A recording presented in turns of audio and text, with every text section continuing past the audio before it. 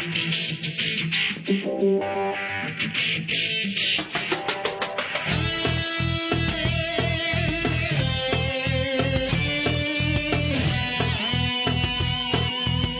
is Software Engineering Radio, the podcast for professional developers, on the web at se-radio.net. SE Radio brings you relevant and detailed discussions of software engineering topics at least once a month. SE Radio is brought to you by IEEE Software Magazine, online at computer.org/software. For Software Engineering Radio, this is Robert Blumen.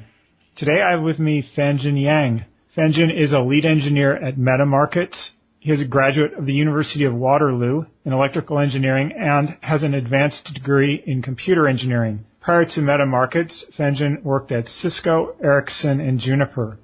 He is one of the creators of the druid real-time analytical data store and is the author of a research paper on this topic which was published in the proceedings of the ACM SIGMOD International Conference on Data Management.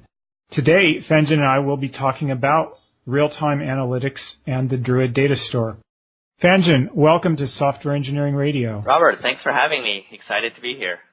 I'm really excited to do this show. Also, we've had a lot of shows on data storage, but only a fraction of them on analytics. So I'd like to talk first about the area of analytic data stores, and then we can proceed to situating druid within that space and what its niche is within that space. How does that sound? That sounds great. Okay. So the term OLAP, very common label within this space. Can we start out with what is your view of OLAP and how is it distinguished from other activities within the general umbrella of querying data? Sure.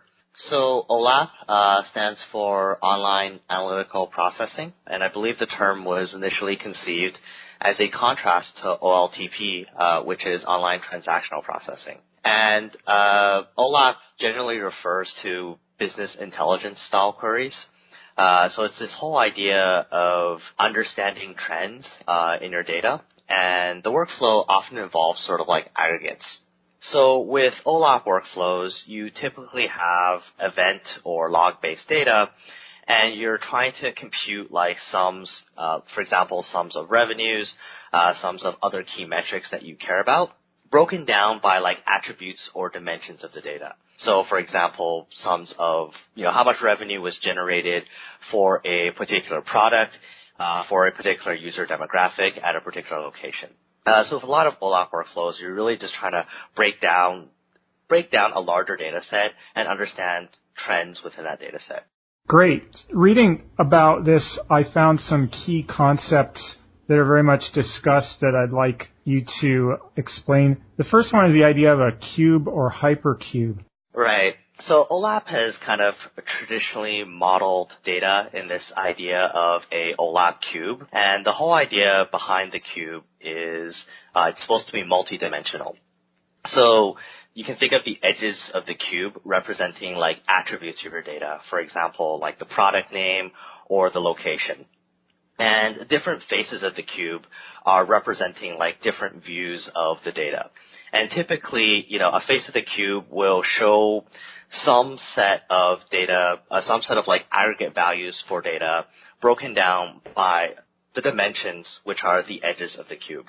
With most real-world data sets, you can have many, many different dimensions in your data, and you can have incredibly complex multidimensional cubes. So one, terminology that people refer to these complex multidimensional cubes is like hypercubes.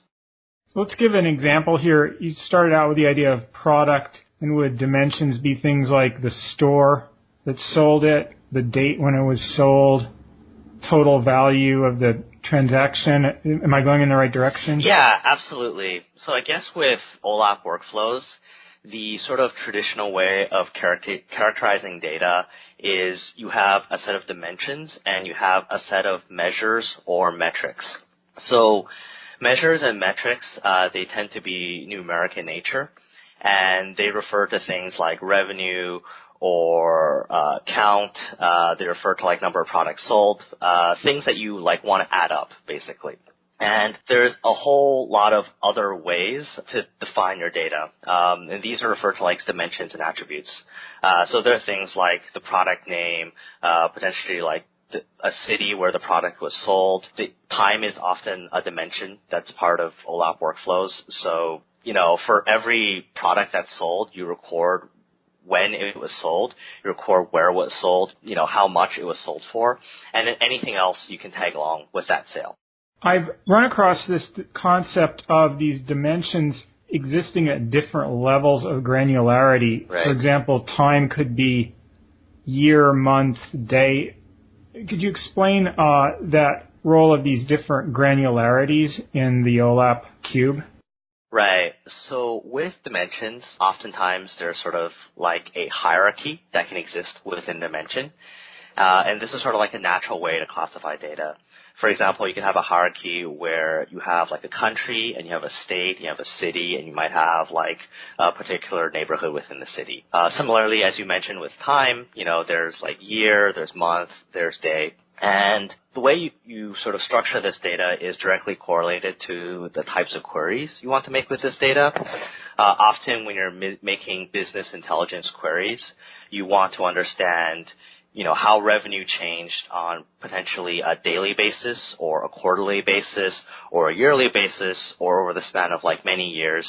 And you may also want to do comparisons with different time granularities. So this hierarchy is kind of a way of like narrowing down your exploration of data and also widening your exploration of data. Suppose I have time as a dimension. I know when every product was sold down to the minute. Mm-hmm.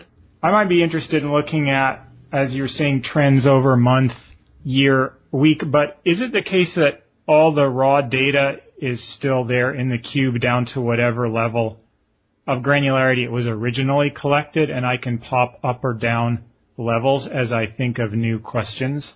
So I think the answer to that really depends on sort of the infrastructure that you are using to explore data. With certain infrastructures, you may only have certain time buckets available. With different infrastructures, you may have like arbitrary time buckets available all the way down to the raw data that you first generated.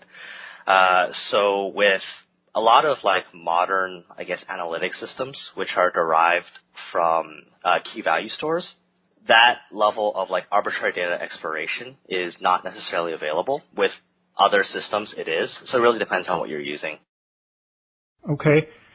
I think you hinted at this briefly. There are 2 or 3 primary types of queries in OLAP, known as roll-up, drill down, and slicing. Please explain what those are. Right.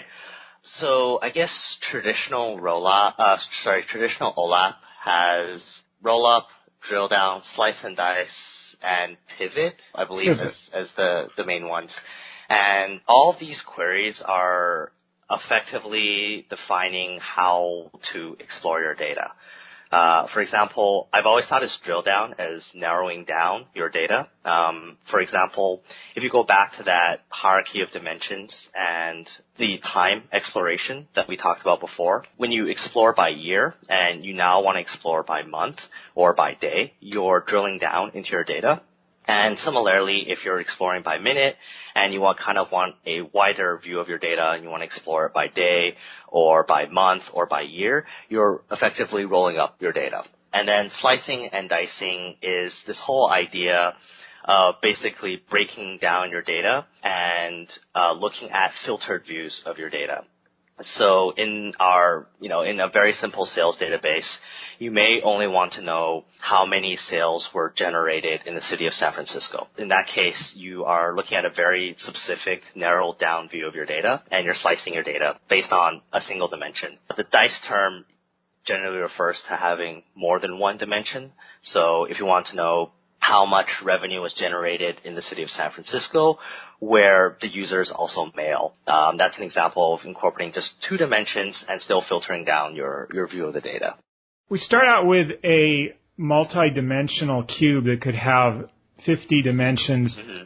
I'm doing a query. How many dimensions do I get back in the query result, and how do I see the query result? Right. So With OLAP workflows, I guess the sort of key point with OLAP workflows is when people have a data set with like 50 dimensions, when they issue queries against that data set, they almost never care about like all 50 dimensions. With a lot of OLAP queries, you don't really care about like a single row in the data. You also don't care about the entire data set.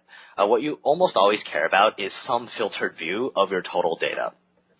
So you may care about, a total set of aggregates over time, which is like one dimension, or you might care about a total set of aggregates with time and a handful of other dimensions mixed in. In very rare cases, and I never see them in the real world, where you care about all 50 dimensions and like some crazy combination of all 50 dimensions. It's usually a handful, like less than 10. Okay, so I might care about my product sales growth over time, right, by month, and I also want to see it broken down by state and maybe by whether the shopper's male or female. Right. Okay, and are there, so I've named 4 dimensions, if I was counting correctly. Are there decent visualizations that could show me that 4-dimensional variability? So I think the short answer to that question is yes, there are decent visualizations. The visualization, like if you know exactly what you are querying for, it is like there's plenty of systems out there that can sort of generate a visualization for your particular query. I'm having trouble answering the question beyond the very simple answer of yes, there are like visualizations if you like know what you're querying for. I guess the pivot table is an example of such a visualization, which kind of allows you to break down your data by multiple dimensions and give you like a filtered view. That's fairly easy to understand. Most analytic products offer some pivot table, some form of a pivot table for you to look at. More meaningful visualizations beyond that, I'm actually not too sure. Okay, fair enough. Now, you introduced the term pivot table, and I need to ask for an explanation of that because I'm not familiar with that. So I guess you can think of a pivot table as a interactive way of being able to explore the different faces of an OLAP cube. So it's a way of breaking down, it's a way of like, for example, you want to look at how your products are selling in different cities. And you want to rotate that cube, and you might want to know like how your products are selling across like different time quarters. So you rotate across the cube, and you're always presented with like different views of data. And people have like productized this in effectively a table where you can kind of specify how you want to drill down into how you want to filter and drill down into your cube to get the results that you care about. Okay. I'd like to move on a bit to one of the differentiating terms in the Druid product, which is real time. Mm-hmm. As a preface to that, let's talk about, if I didn't say real time, I just said analytic data store. Mm-hmm. What makes it not real time, or what does that base case look like? And then I'm going to ask you, how does real time change that? Right. I guess I can start off with explaining what my thoughts are on real time. I'm an engineer, so I always feel like real time is a buzzword, much like big data or like cloud or any of these other buzzwords that are out there, and that every company is offering it, but it's really unclear like what is actually being offered, and it means something completely different to everyone out there. Broadly speaking, real time is this whole idea of being able to explore your data on events as they're happening, not several hours after they've occurred. That's what it's always meant to me. And what sort of real time enables is it enables a faster feedback loop for decision making. One of the main use cases I've seen for so-called real time analytic tools is the ability to like alert when there's a spike in your data or there's like a drop in some metric. So as we're able to explore events closer and closer to when they actually occur, we can start building much smarter decision systems that react as soon as some event occurs. So the second part of your question, I believe, was around like real time in Druid. Let's come back to that. Okay. So that was fine. Okay. So I want to ask you a different question. Yeah. If I'm looking at my product sales trends by month, then if I could have that be up to the date within the last minute or 5 seconds, it probably wouldn't change anything substantive. Right. So there must be a different set of problems where it would make a change in your final decision to have really updated information. So what are some of the problem domains where this is an advantage? So going back to sort of, I guess, that sales model, OLAP model, you can imagine a case where your revenue is like pretty constant and it's up to the most 5 seconds. And all of a sudden there's like a gigantic drop in revenue. And that gigantic drop is usually indicative of something like incredibly wrong with your system or with your sales process. And being able to see that drop instantaneously and alerting your organization and be able to react on that change can mean that you can fix a potentially like gigantic problem in your system very, very quickly versus seeing that drop like several days or a day after it's occurred. And then by that time, a lot more damage could have been done in your organization. Would it be fair to say then that the real-time application is more of interest to ops or systems people, where the higher timescale aggregations are more for business?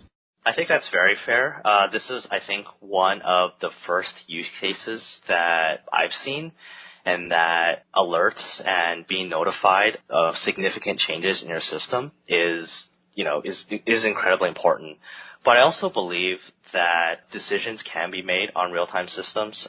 For example, if you have revenue and you're sort of watching the trend growth of revenue, and once revenue breaks like a certain threshold, then some action, like your system automatically takes some action. I think this is a use case that a lot of people out there have been thinking of. I haven't seen it that much in practice. I see the ops use case much more so in practice. But I believe as these real-time systems mature, more intelligent decision making will also like follow. The business intelligence, it exists in order to provide business people with data for them to understand their business and make decisions. This case you just now described, it sounds like the analytics tool is a piece, but not the terminal piece in your organization's data pipelines and workflows, where it surfaces interesting aggregates that then feed into the next piece in the workflow. Is that where this is going, where it's no longer so much of a human-facing tool as the old BI? That's what I tend to believe. I believe there's sort of an evolution with analytic systems in that in the very beginning of these data warehouses, you had analysts which would query systems and, results would return in several hours, and they would create reports and send it off to decision makers to analyze. And as systems got more powerful, then you saw more like direct applications on top of like data warehouses, where you had entire applications that are driven by data and centered around like data exploration. And I guess I see sort of the next phase of sort of the general trend there is systems are getting faster and decisions are getting faster as well. And sort of the next phase is there's more automation that's incorporated, and there's decisions that are made on the fly. And I've seen systems out there where the analytic system makes a decision and sort of like feeds it off into some other system for like further processing. And at least I believe that analytic systems in the future will be a lot more like hands-off. Wow, that's fascinating. We had Nathan Martz on recently talking about Spark. Mm-hmm. He discussed a buzzword which we're hearing a lot these days, the Lambda architecture, where there's the slow leg and the fast leg. Yep. Is this real-time analytic space another name for the fast leg of the Lambda architecture? Yeah, definitely. So sort of the whole idea behind the Lambda architecture is you have sort of a speed layer where you can view insights into your data right away.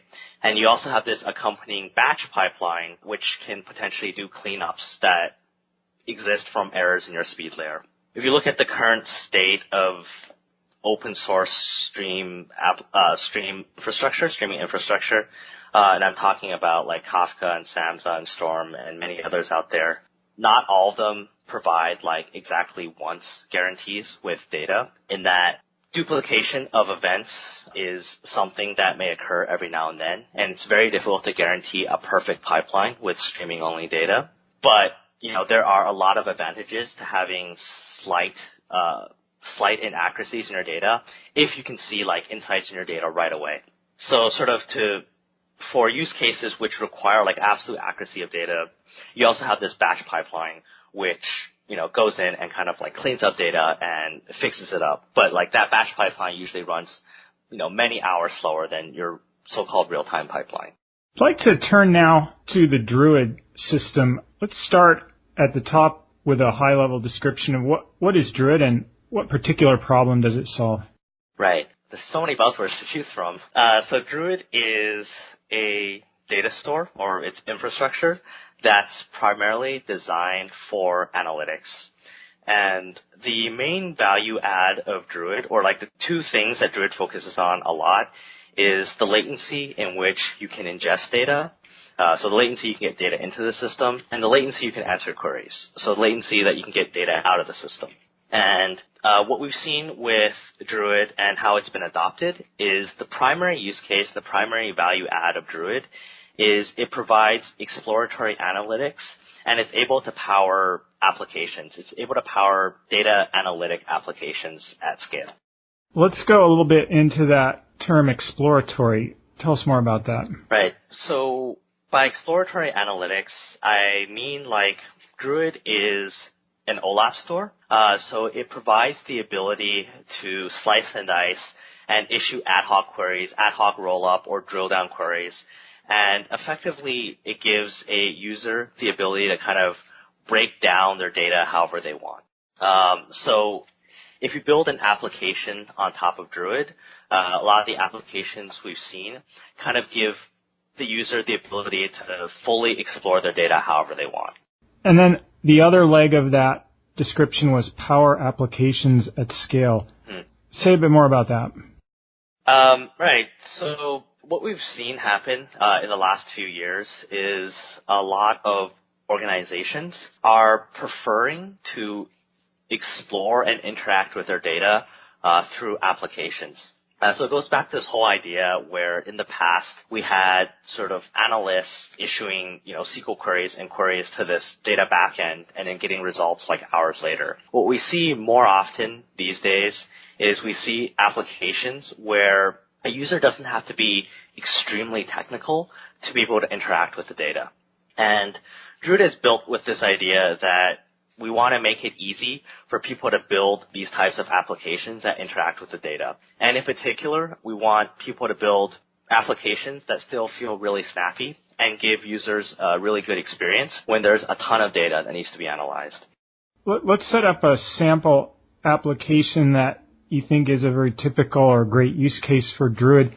What is the overall structure of that system, and where does Druid fit in the architecture and the high-level topology? So I guess there's a couple of different ways to answer that question. I can answer it in the terms of, what do sort of analytic stacks out there look like and where does Druid fit in? Or I could answer that question in terms of like, what are the types of applications people are building and like, where does Druid fit in? I was wondering like which direction. Yeah, let's talk about some of the more popular types of applications and where Druid fits into those applications. Okay. Sure.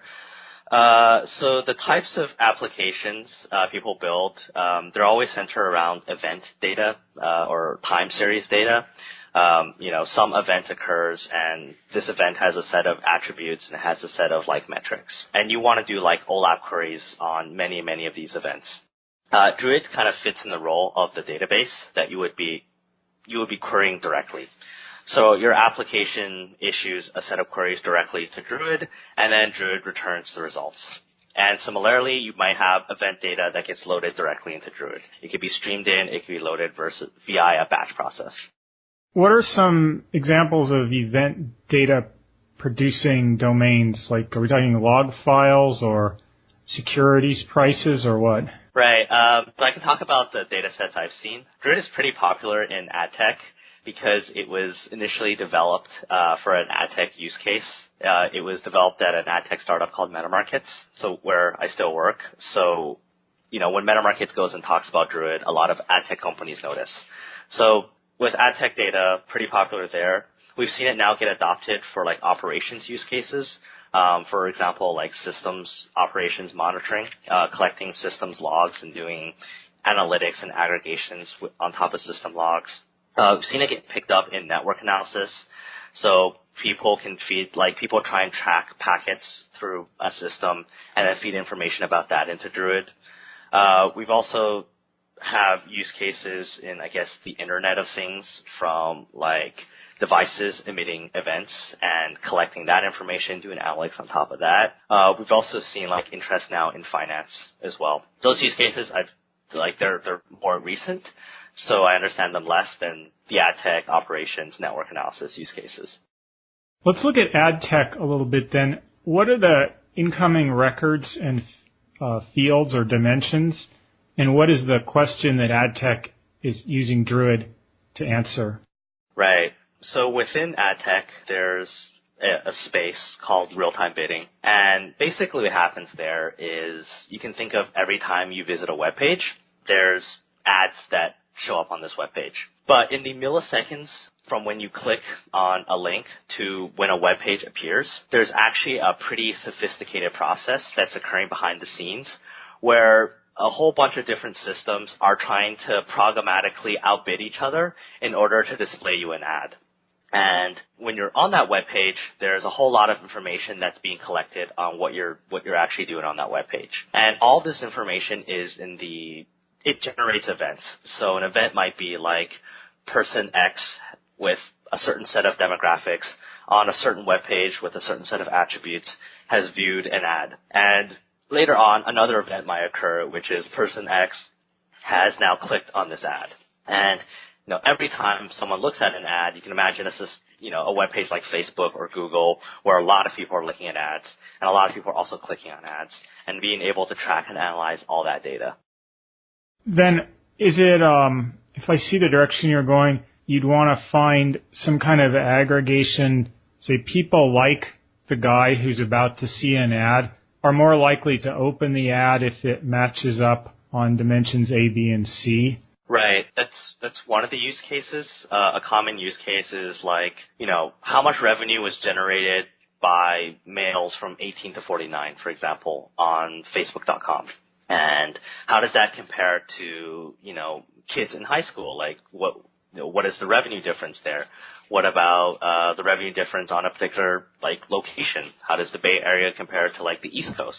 Like those types of questions, and trying to understand why people are clicking on ads and where the revenue from ad clicks is coming from. Do the answers to those questions, are they substantially different if they're based on instantaneously up-to-date data versus data that's only updated every few hours or once a day? I think that's a really great question. I actually don't know the answer to that question because I actually have very limited understanding of ad tech. I kind of focus a lot more on the technology. I would imagine that the answer to that is it does not differ substantially based on whether it's right now versus sometime in the past. Okay, well that gives us a good idea of what Druid is and where it sits in the system. I could talk a little bit about sort of the general space of big data infrastructure and sort of the different solutions out there and where kind of Druid fits in that as well. I want to go more into Druid itself. Sure. Because there's some really interesting stuff there.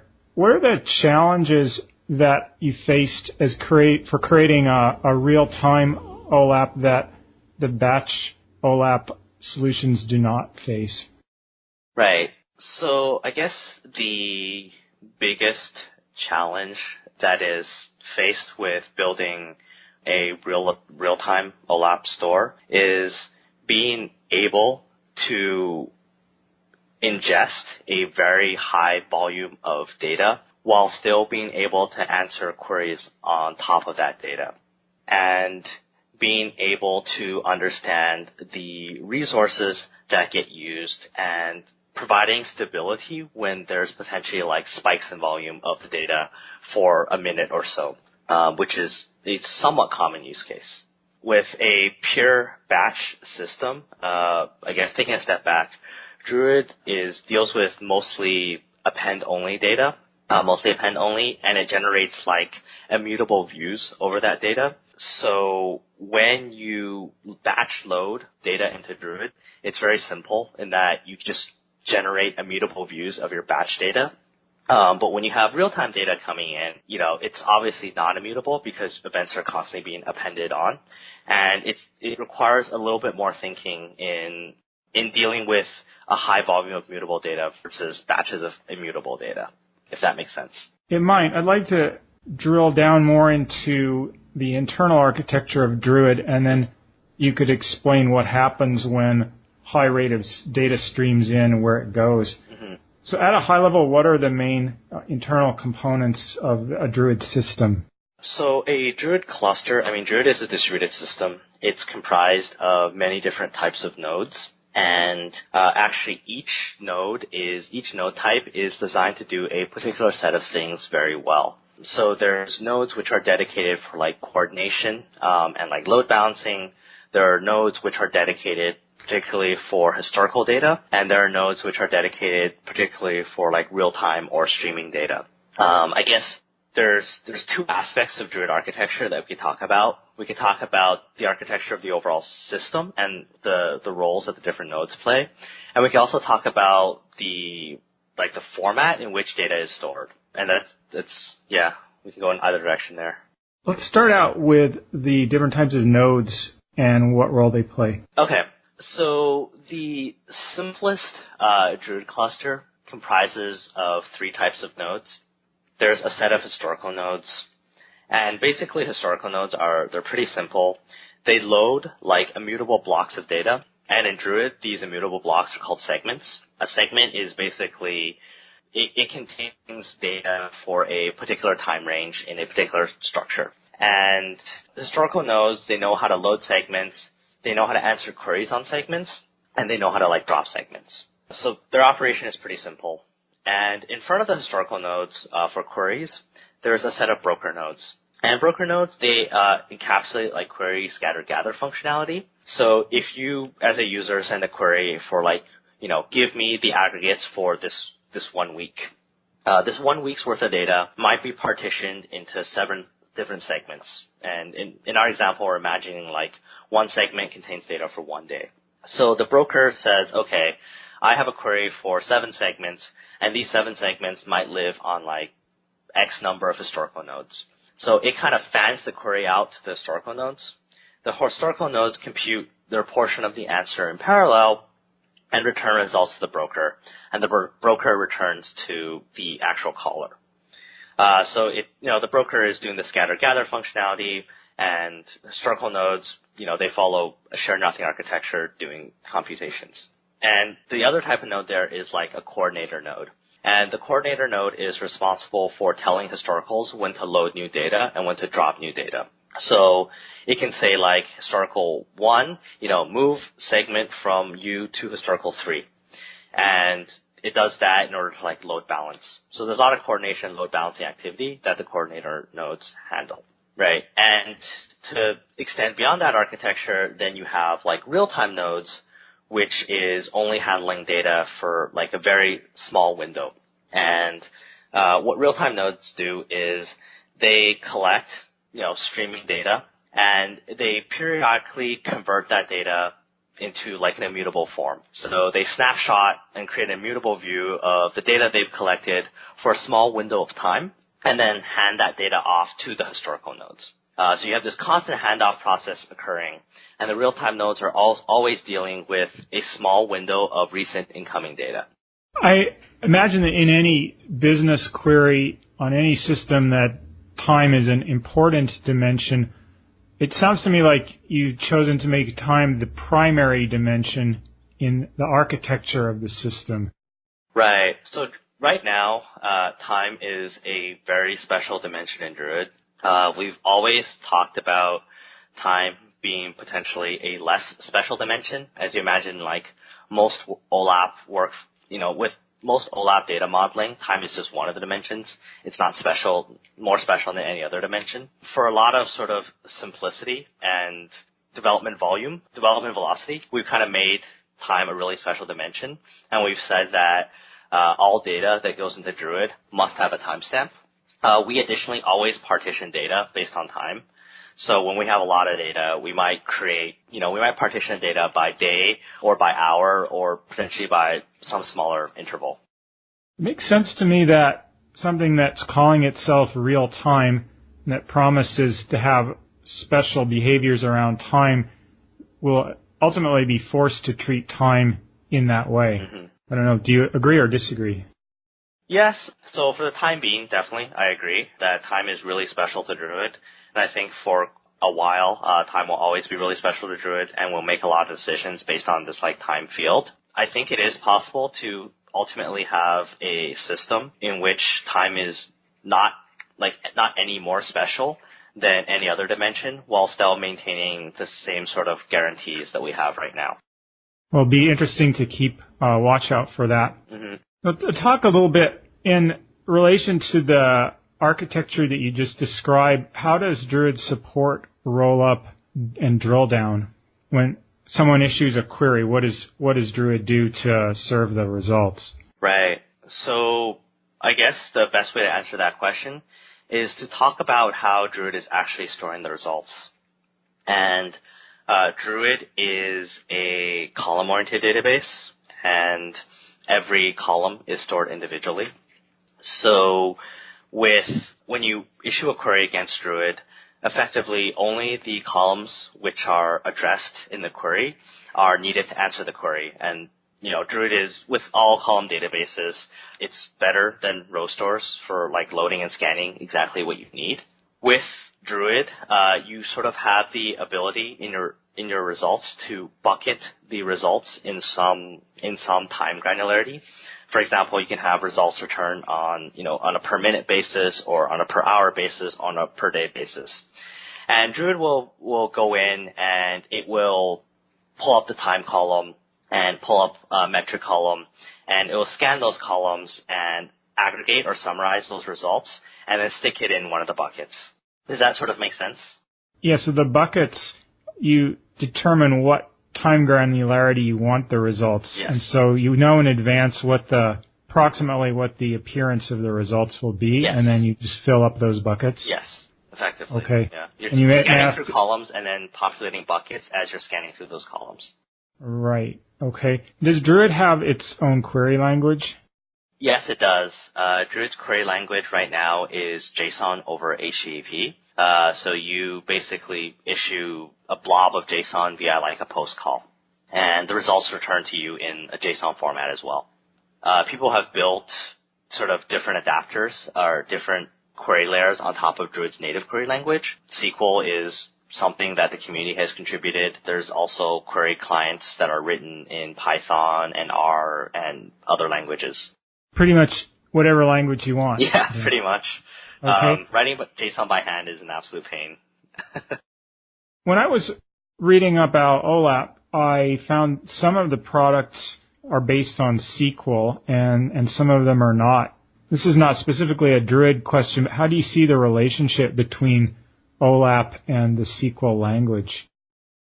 There was this whole NoSQL movement, and there are many popular sort of NoSQL stores out there. So SQL still sort of remains the de facto standard for how you query a database. And one thing we've kind of seen with Druid, and I imagine other databases that don't support SQL ultimately face, is that when people want to build applications, when teams want to build applications, the developers don't necessarily want to learn a new language to be able to query this data store. They just want to use SQL, and that's what they know. And oftentimes, they have an existing application already, and they want to migrate from a legacy system onto a newer, potentially more scalable system. And as part of that migration, they don't want to rewrite the entire query interface effectively. So, SQL I think will still be around for quite a while yet, and we see a ton of requests on Druid for SQL support, and ultimately, like, the community just had to contribute it because of how much it was requested. You just now mentioned the community, and that leads into another area I want to ask you about. The Druid is an open source project. Talk about how did it become open source, and what is the community like? Right. So sort of the history of Druid is it was initially created at MetaMarkets. An engineer there called Eric Cheddar started actually the first lines of Druid. I joined him very early into Druid's lifetime, and we worked basically side by side to build this project out. And we built it for a lot of like MetaMarkets' use cases, which is MetaMarkets had a data application centered around exploring ad tech data. And we tried a whole bunch of different systems, and the systems didn't really meet our needs, so we started building out Druid. And as we built this thing and as we started using it, we kind of realized that Druid has application beyond just ad tech, and the system that we use could potentially benefit the wider community. I think as an engineer, you invariably just end up using a lot of open source technologies, and a lot of technology stacks that companies like ours and many others out there are comprised of many different open source technologies. So we really wanted to like contribute back to, the open source community. We've taken so much from it. We wanted to give something back. And we open sourced Druid after we were developing it in-house for about 2 years. And it's kind of nice to see that it has indeed gotten picked up for some different use cases, and it's adding value to people out there. If I understood you correctly, you said the community has contributed a SQL adapter. Mm-hmm. Is that right? Yeah, the community has actually contributed all manners of like really interesting stuff. Druid, in the relative scope of things, is a pretty like young open source project, so we're very much still building out our community. But what the community has contributed back, like the SQL one is pretty big, but they've also contributed like core Druid functionality as well, which is really cool. And contribution comes in many different ways. So the community, they ask questions, they file bugs, they write docs, so it's pretty cool to see. Do any other add-ons or extensions that come to mind that you think of as being very original and showing an aspect of Druid that you might not have thought of ourselves from the community? I actually know of I know of some pretty unique like approximate algorithms that other organizations have built on top of Druid. I don't think they're open source yet, but from my understanding is they're going to be open source like pretty shortly as soon as it's cleaned up a little bit more. So there are definitely use cases from like research teams at different organizations that we've never thought about. And we hope that more of like these types of things are going to come out in the next few months to few years. I want to ask a little bit about size and scaling issues. You're talking about large data ingestion rates. What is a large input stream and what is a large data set for a Druid cluster to manage? Right. So I can talk about some of the existing clusters I know. One of the largest single clusters is at MetaMarkets, where Druid was born. And there we are ingesting at 500,000 events per second on average right now. And each event has maybe about 30 to 50 dimensions and like maybe 20 or so metrics.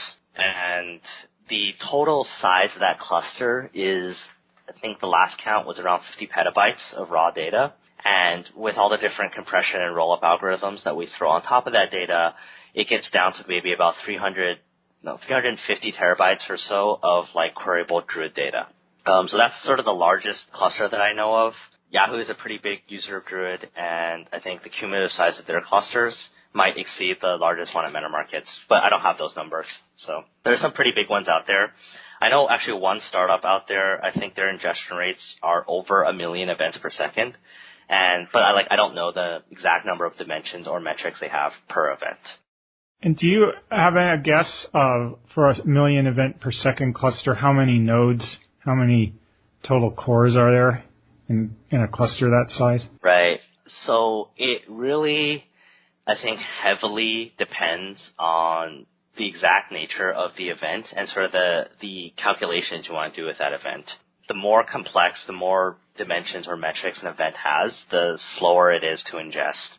What we've seen is we've typically seen maybe 10 or 20,000 events per second per node, I guess. It's really per core, but it's often per node as well. That can vary like dramatically depending on the complexity of the event. If you have very simple events, we've done as high as almost 1 million events per second with, a bare set of dimensions and metrics. But like with realistic data, it's about 20,000-ish, 10 to 20,000, 10 to 30,000 events per second per node.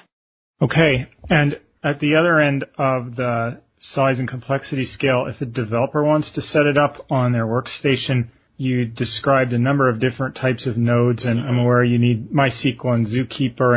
And what's the workflow for getting it to run on your workstation? Right. So, yeah, Druid is, I think, probably one of the more complex systems out there to set up. It has a dependency on a metadata store, so that's either MySQL or Postgres are the two popular ones. It has a dependency on Zookeeper for distributed coordination, and has all these different types of nodes.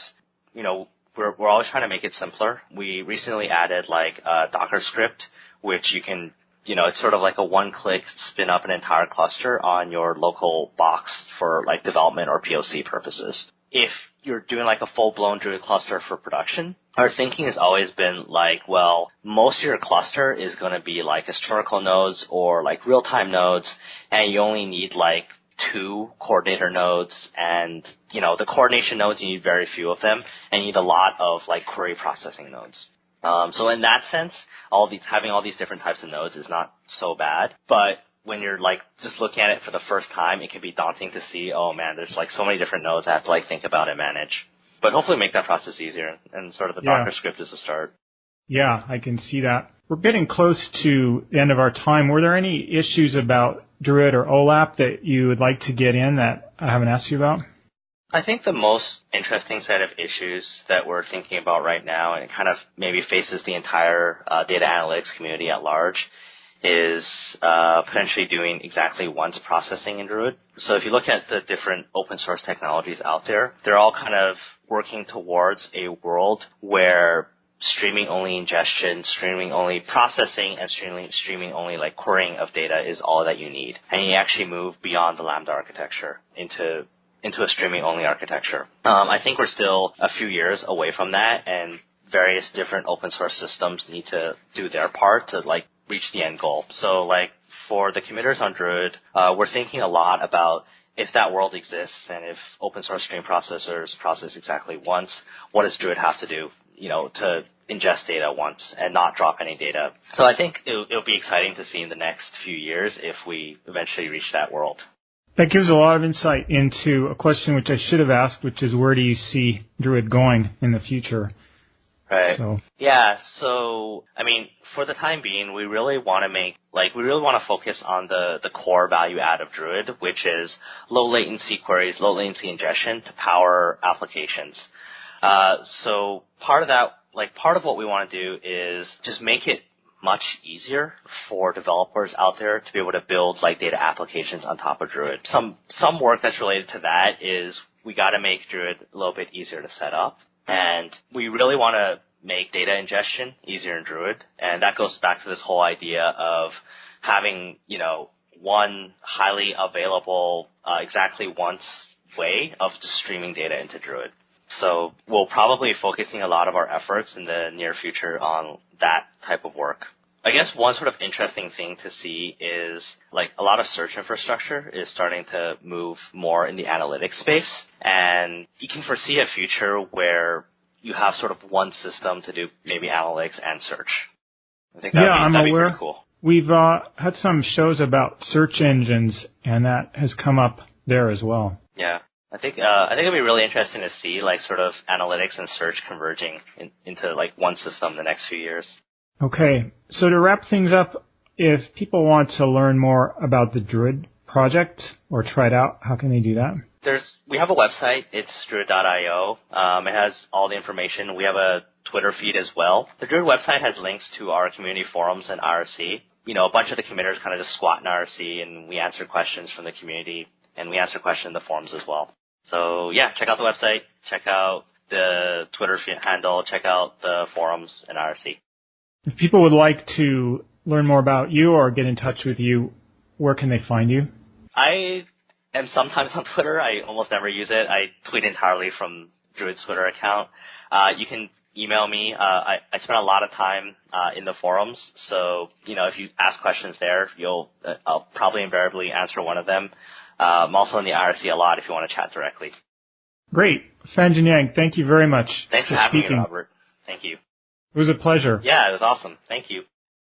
And for the listeners, we would love to hear from you about this show or about the show in general. You can send us email to team@se-radio.net. Find us on Twitter @SERadio. On Facebook, LinkedIn, or Google+, search for Software Engineering Radio, or leave a comment on our blog. For Software Engineering Radio, this has been Robert Blumen. Thank you for listening. Thanks for listening to SE Radio, an educational program brought to you by IEEE Software Magazine. For more information about the podcast, including other episodes, visit our website at se-radio.net. To provide feedback, you can write comments on each episode on the website or write a review on iTunes. Mention or message us on Twitter @SERadio, or search for the Software Engineering Radio Group on LinkedIn, Google+, or Facebook. You can also email us at team@se-radio.net. This and all other episodes of SE Radio is licensed under the Creative Commons 2.5 license. Thanks again for your support.